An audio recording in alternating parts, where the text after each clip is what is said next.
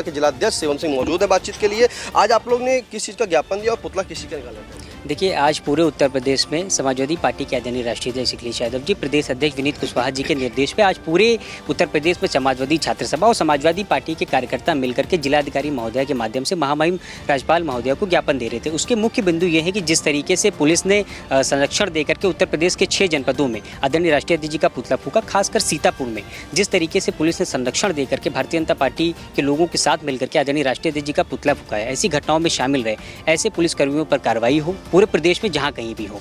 Law and order की व्यवस्था जो बदहाल है उसके लिए, छात्र संघ बहाली के लिए, लगातार हो रहे महिला अपराध के लिए, विभिन्न मुद्दों को लेकर के आज समाजवादी छात्र सभा ने जिलाधिकारी महोदय के माध्यम से महामहिम राज्यपाल महोदय को ज्ञापन भेजा है। खासकर सीतापुर की बात करें कि जिस दिन आदरणीय राष्ट्रीय अध्यक्ष जी का पुतला फूका गया, भारतीय जनता पार्टी के एक नेता ने एक आपके चैनल पे बयान दिया कि हमने शहर कोतवाल को सूचना दे दी है कि हम पुतला फूकने जा रहे हैं। बड़ी बात यह है कि अगर शासन और प्रशासन को इस बात की खबर है कि आदरणीय राष्ट्रीय अध्यक्ष जी का पुतला फूका जा रहा है तो आप मौके पे पहुंचे क्यों नहीं?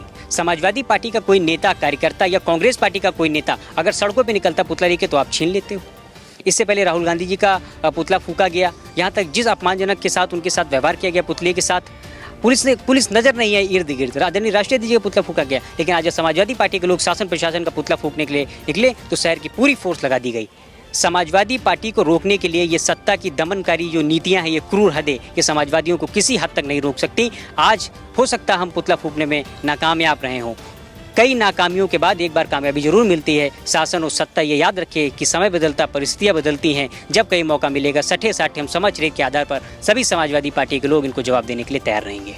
डीएम साहब ने कहा है कि हम इसकी जांच कराएंगे, कोतवाल साहब से बात करेंगे और इसकी जांच कराएंगे, समीक्षा कराएंगे कि अगर उनको सूचना थी, उनको अगर सूचना थी कि वो पहुंचे क्यों नहीं, और इस बात की भी जांच कराएंगे अगर बीजेपी के नेता ने बयान दिया था कि हमने कोतवाल साहब को सूचना दे दी है, अगर सूचना नहीं दी है ऐसा झूठा का तो कार्रवाई उन पर होगी। दोनों में से एक तो कोई झूठ बोल रहा होगा। कोतवाल साहब कह रहे हैं उन्हें सूचना नहीं मिली, वो कह रहे हैं कि हमने सूचना दे दी, तो इसकी जाँच हो जाएगी और जाँच में अगर शासन प्रशासन कहीं पर भी चूक होती होगी तो उस पर कार्रवाई होगी। लेकिन ये याद रखिए कि अगर सत्ता पक्ष के लोगों को पुलिस संरक्षण देकर पुतले फुकवाने जैसी घटनाओं में शामिल होगी तो इससे लोकतंत्र कमजोर होगा। किसी नेता का इस तरीके से अपमान नहीं करना चाहिए। राजनीति में विपक्ष के बहुत सारे नेताओं के पुतले जलाए गए, लेकिन किसी नेता का पुतला विरोध में जलाना, जलन की भावना से, नफरत की भावना से जलाना, दोनों में बहुत अंतर होता है। इन लोगों ने जो पुतला जलाया वो जलन, हिंसा की भावना से जलाया है।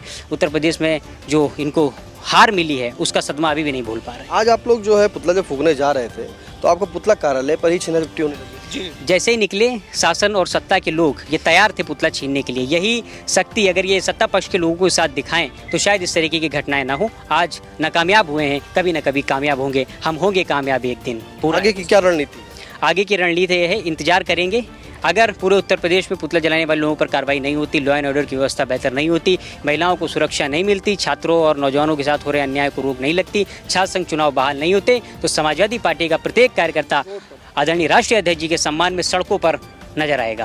बिल्कुल, सम्मान में सड़कों पर उतर के आएगा। देखिए, छात्र देश का भविष्य है और लाठी खाता देश का वर्तमान। इस समाजवादी पार्टी के जो छात्र सभा की विंग्स है